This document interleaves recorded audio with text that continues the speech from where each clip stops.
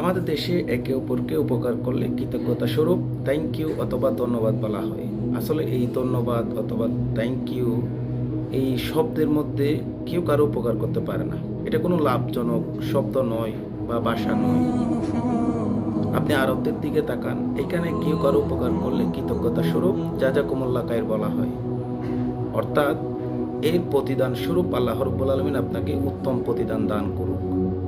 কি সুন্দর একটি সাথে সাথে আল্লাহ রাব্বুল আলামিনের কাছে তার জন্য দোয়া করা হয়।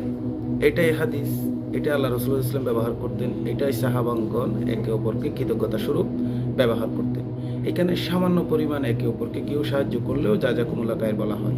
সুতরাং আমাদের সমাজে আমাদের যার যার স্থান থেকে একে অপরকে কৃতজ্ঞতা স্বরূপ থ্যাংক ইউ অথবা ধন্যবাদ শব্দকে পরিহার করা অতি জরুরি বলে মনে করছি। আমাদের পরবর্তী প্রজন্মরাও এই থ্যাংক ইউ এই ধন্যবাদ বলার মধ্যে কোনো উপকার আছে মনে করে একে অপরকে কৃতজ্ঞতা স্বরূপ থ্যাংক ইউ ধন্যবাদ বলবে। সুতরাং আমরা এখন থেকে যদি আমাদের সমাজ পরিবারকে জাযাকুমুল্লাহ খাইর বলতে শেখাতে পারি, তাহলে ইনশাআল্লাহ পরবর্তী প্রজন্ম সম্পূর্ণ থ্যাংক ইউ ধন্যবাদ শব্দ থেকে মুক্তি পাবে।